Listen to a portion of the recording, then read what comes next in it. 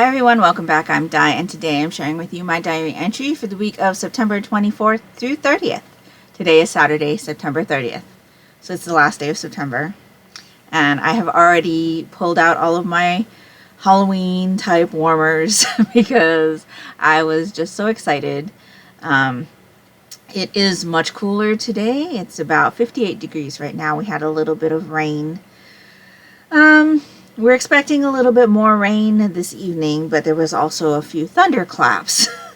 The rain only lasted like 10 minutes or so with thunder, which was a little bit weird because I thought it would last a little bit longer than that, but it's a nice day today. I'm really enjoying the weather.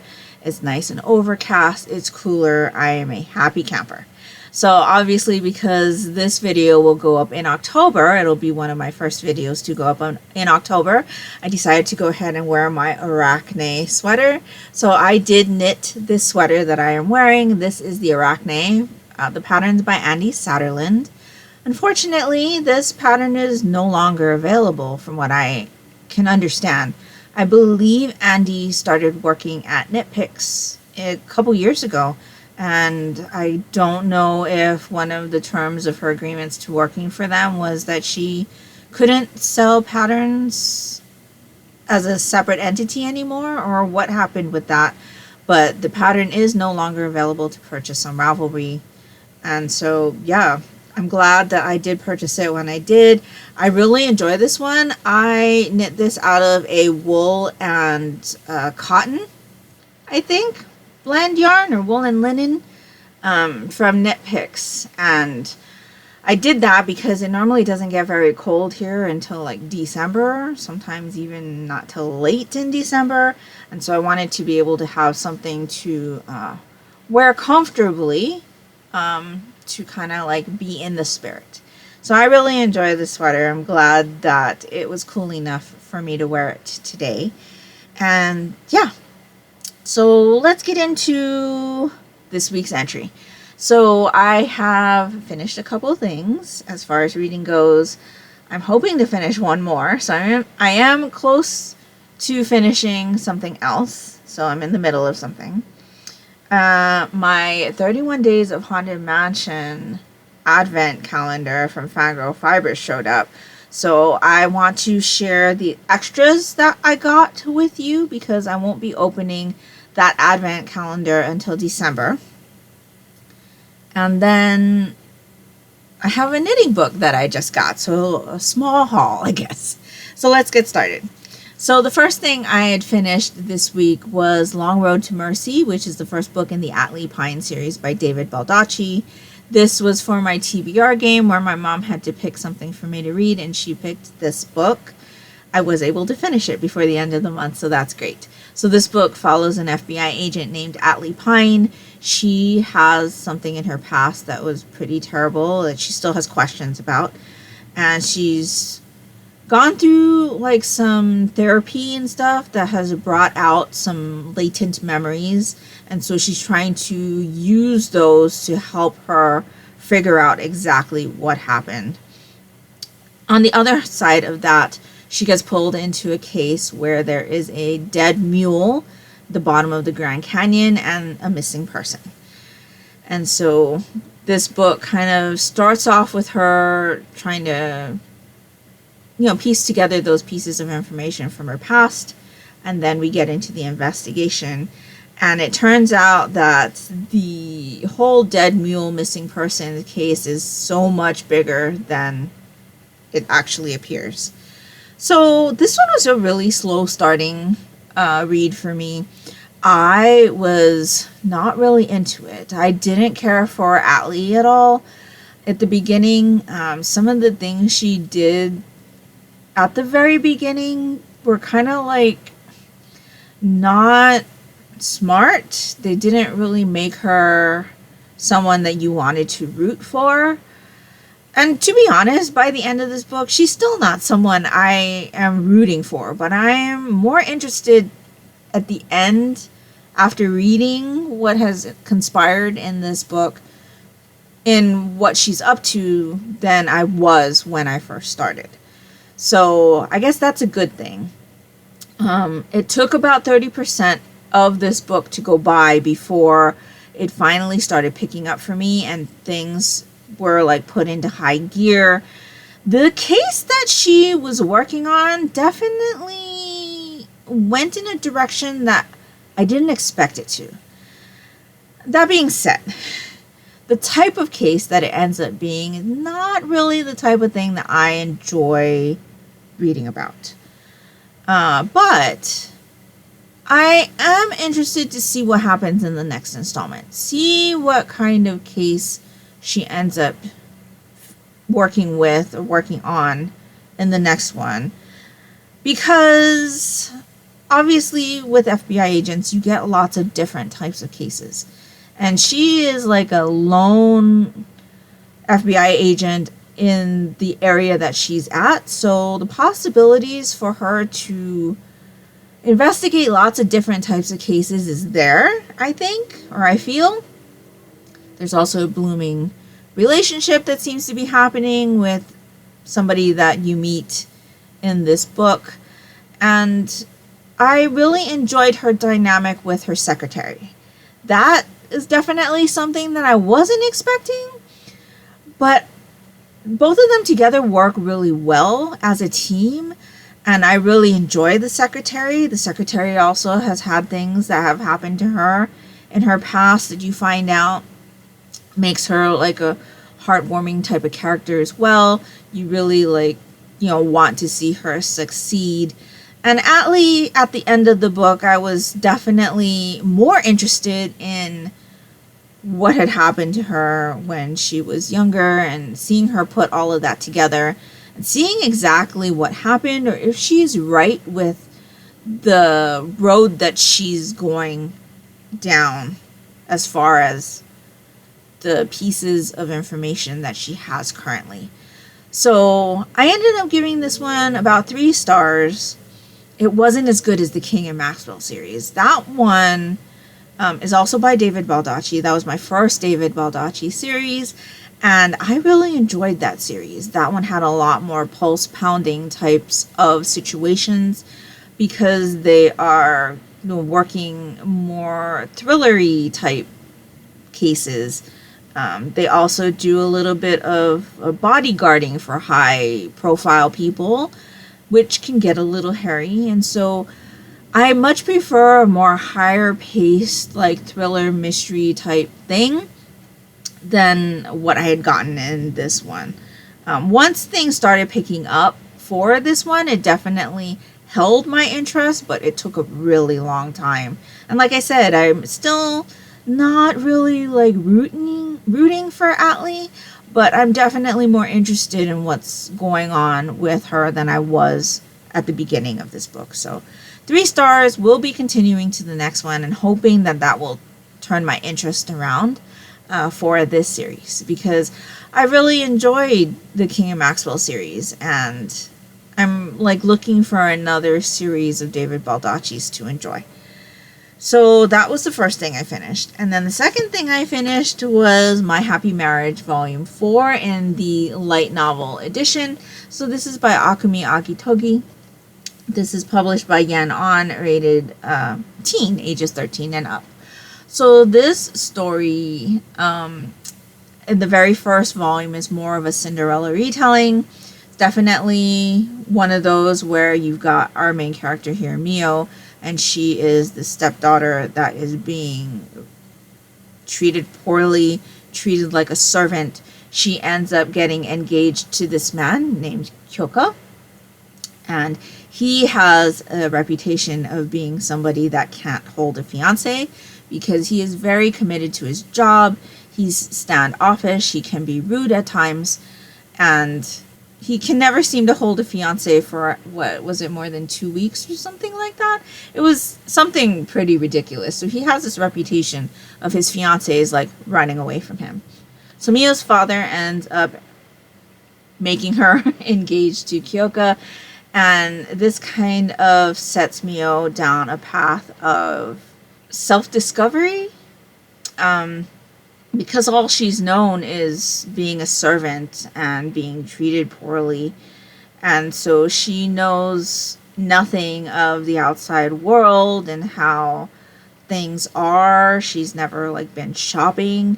And so when she meets like Kyoko for the first time, his standoffishness is not like something surprising for her to encounter.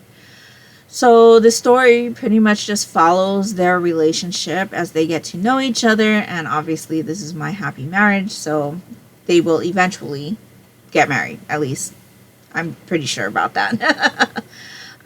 Each volume, though, after the first one, deals with different things. So in this world, there is a supernatural type element. There are things called grotesqueries. They are like malevolent spirits, and Kyoka is in charge of a military unit that is dispatched to handle these types of things, and they all have abilities. So they can like create fire with their hands, or they can see the spirits and communicate with them, or there's just a bunch of them that have different types of supernatural abilities to be able to fight these supernatural things that are happening. So there's lots of mystery as well as the romance. Romance is super wholesome. The mysteries are really interesting, and I've been enjoying them. You know, romance for me is not really the type of thing that I normally read, especially not in novel format. However, this one's super cute. I really enjoy our couple. At volume 4, they're still having communication issues, so it's kind of like a really slow growth type of a story. By this point, they're still like learning to communicate with each other. They're still really scarce in showing affection for each other. But you know that both of them have feelings for each other, and they've both told each other that. So I really just enjoy this. I've watched the anime adaptation that's on Netflix. It was really good. And if you're interested to know about that, the anime adaptation encompasses the first 2 light novels. So if you'd like to follow along that way, just to let you know. I did finish that up. I think it was this week. Really enjoyed it. Though I much prefer the art style that's being used on the light novels than the art style that's being used in the manga, or even the art style that's being used in the anime, because that's just gorgeous. I really love that. So I'm not actually reading the manga of this. I'm just reading the light novels, because I find that I get a lot of enjoyment out of the light novels. There's a lot more information usually in the light novels than you can fit in a manga, because of the art panels and stuff. You know, you've got to cut some of the stuff out. And so I've just been really enjoying the light novels. These light novels do not have any artwork inside. So you only get the artwork that's on the cover. But yes, really, really interested in this one. Looking forward to the 5th installment, and I ended up giving this one 4 stars. So that's everything that I have finished currently. Now, as to whether or not I will finish this before the month is over, we will have to see. It's possible, but I am not confident. I will probably finish this tomorrow on the 1st of October. But I decided to pick up Ghouls, Ghouls, Ghouls by Victoria Laurie. This is the 5th book in the Ghost Hunter Mystery Series. And this is a reread for me. I've been really enjoying my reread of this series.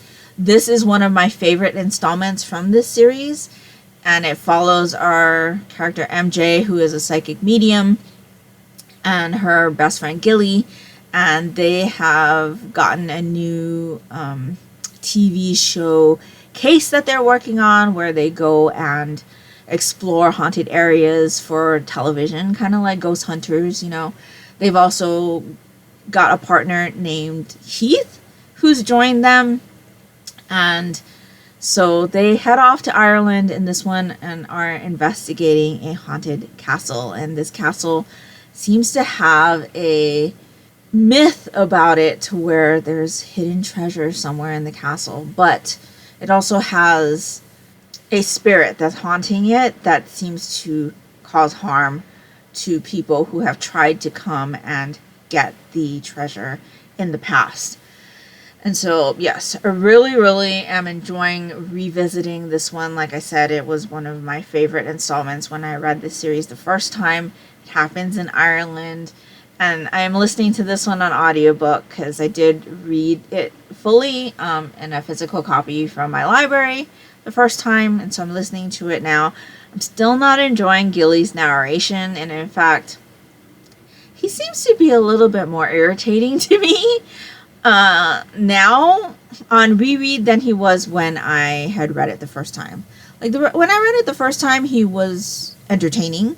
I enjoyed his antics, but he seems so whiny now. I don't know if it's just the way that he's being narrated, leaking into what I'm reading, even when I read physically now, or if it's just that, I have grown older and I've just lost my patience for that kind of stuff. I don't know, but still really enjoying this one. Like I said, it was one of my favorites. So I am on chapter 11, page 230. This is a 336 page book. So it is possible that I'll finish this, but I normally don't read until I get to bed, which is after midnight. So I probably won't finish this one until October, but really enjoying this one, and I'm looking forward to continuing with that. So that's everything that I have been reading. That's everything that I am currently reading. So let's get into what I got as my extras for my 31 Days of Haunted Mansion Residence Advent Calendar. So this is a yarn advent calendar from Fangirl Fibers. Haunted Mansion is one of my favorite Disney attractions, and I had to have it when I saw that she was doing this. So I've decided to hold the advent calendar opening until December so that I'll have something to open up during Vlogmas, because I typically do Vlogmas. But I don't post every day. I still do these 1 week diary entries, but there are more like daily check-in type things. And so I've received the package today. It was interesting because it was in a bag. It wasn't in a box like it was last year, my villains calendar. So I'm going to have to find a box to put all of them in so that I can easily grab the days when I start to film Vlogmas. And I'll be starting to open the packages, I think, the day after Thanksgiving. So Vlogmas will start early because it's a 31-day advent calendar. And so I think I have to start opening them the day after Thanksgiving. I will double check that, but I'm pretty sure that is what needs to happen in order for the last package to be opened on Christmas Day. So usually when I get these advent calendar type things, or the like sock collections or sock project sets from Fangirl Fibers, they usually come with extras. And this time the extras were in this bag. So I presume that you should be able to put all of your mini skeins in this bag as you open them.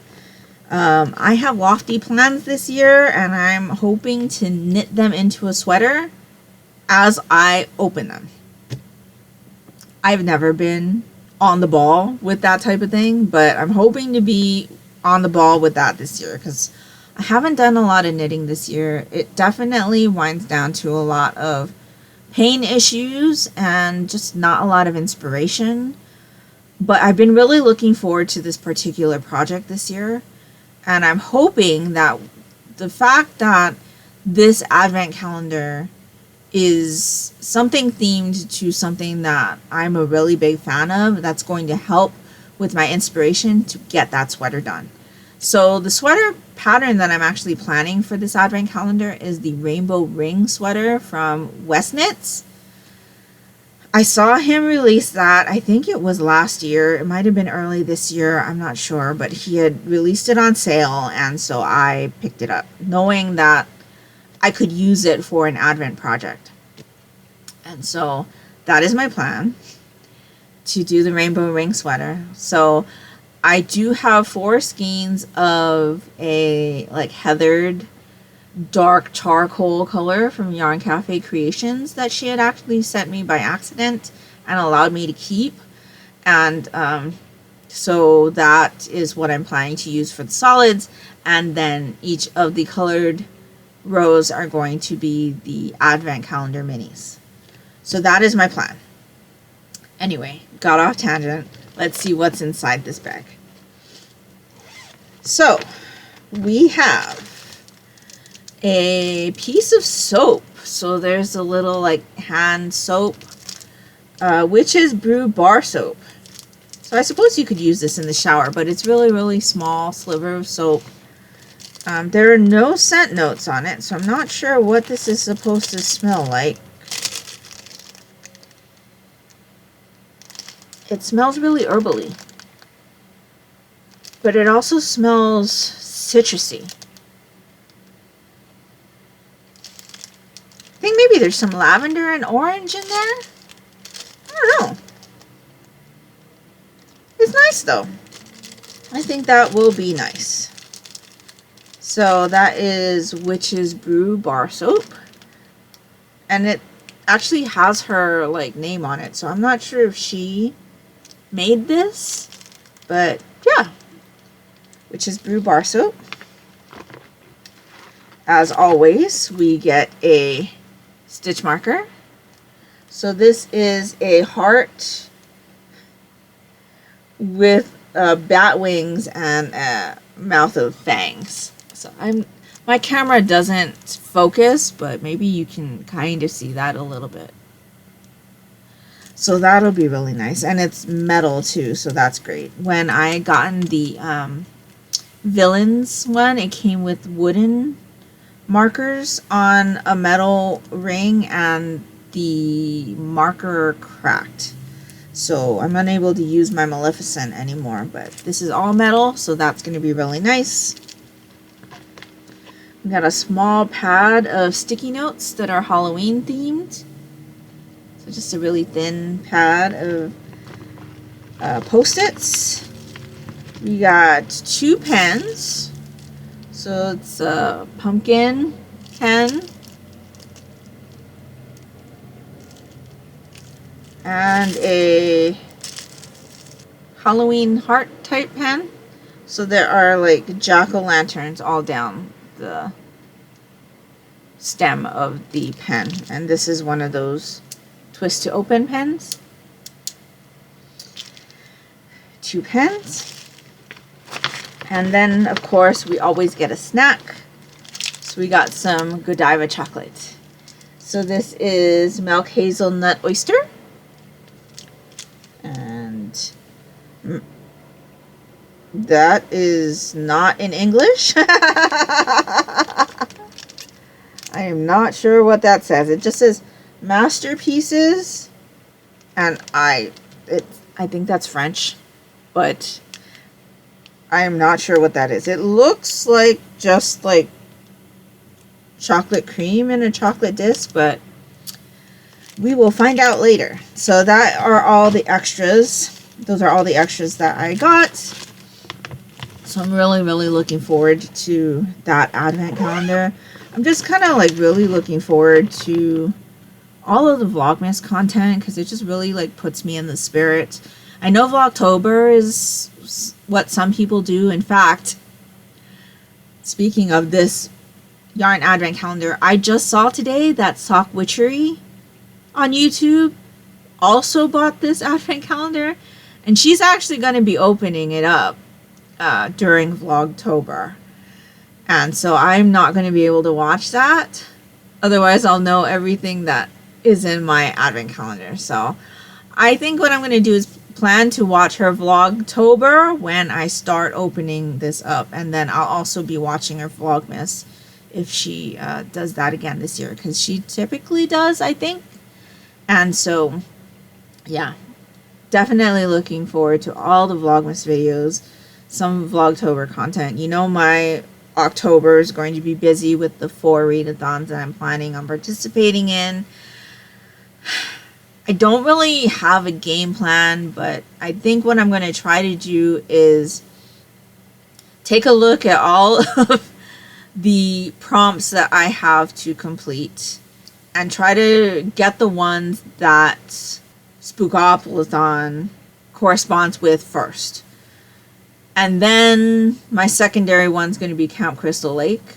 That way, it'll help me get through the Spookopolython prompts, and so I can continue to roll for prompts with that throughout the month. I think that's going to be my plan. So, it's going to be crazy. It's going to be crazy in October. But I think it's going to be a lot of fun.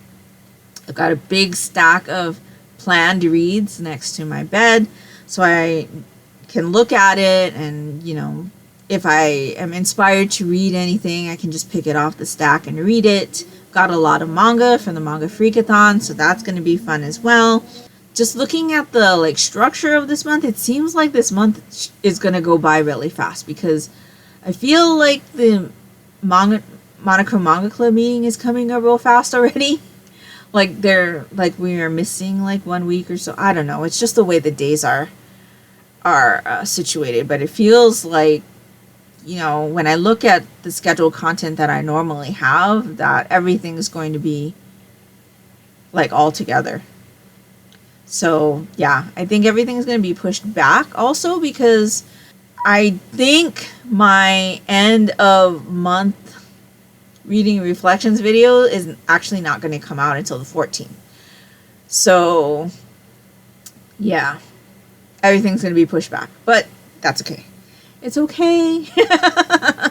Just trying to, make sure I tell myself that it'll come out when it comes out, and if people watch it, people watch it, and if they don't, they don't. It's okay. I just pretty much do this for myself so that I can share my thoughts and, chat with my friends that I've made friends with as I've been doing this journey on YouTube. And yeah, it's been fun, and it's an outlet for me to, share my thoughts on the things that I read. And, sometimes people will write back and they've read it too and share their thoughts with me also. So that's what I want. I want to be able to converse with all of you about the books that I read, what I'm knitting, and things like that. So it's going to be a load of fun, even if things are delayed in the month of October. I am planning on trying to be a little bit more Vlogtober-ish in October, because I feel like with all of the readathons that I'm doing, especially with Spookopolython, I'm going to have to check in a little bit more during the week, just to show you the roles and things like that. So we'll see how that goes. If you see extra clips from me in these diary entries upcoming, then you see them. But if you don't, you don't. We're just going to have to see how it goes. But the last thing that I wanted to share with you today was a purchase that I made recently, and that was this knitting book.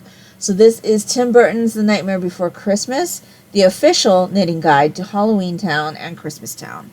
So these are a bunch of knitting patterns compiled by, I believe, Tanis Gray. And these are all patterns inspired by The Nightmare Before Christmas. So you can see that there are ornaments, and there is a section of toys, and I am most interested in the pattern that Dragon Horde Yarn has in here. But this one's really cute too. This is a Harlequin pullover. This one's by Paul Hassemeyer.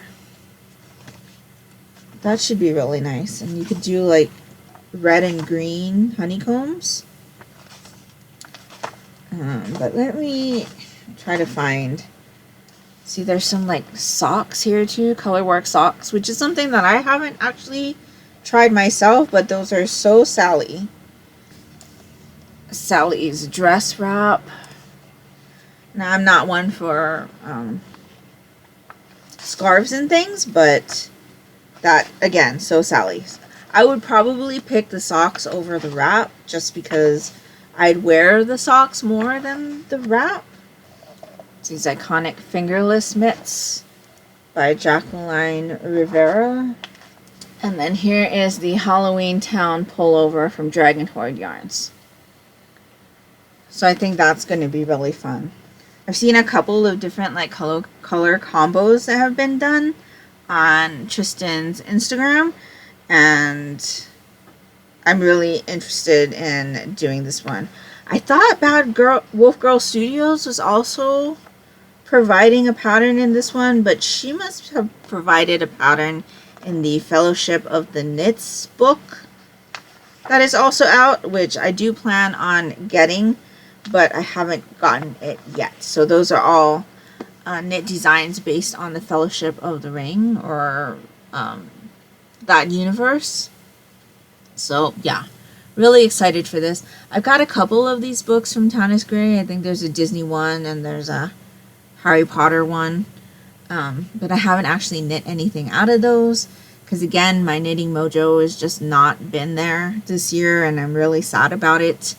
And pain has also not been my friend, because even when I want to knit, I can't knit for long, which is what happened to me this week.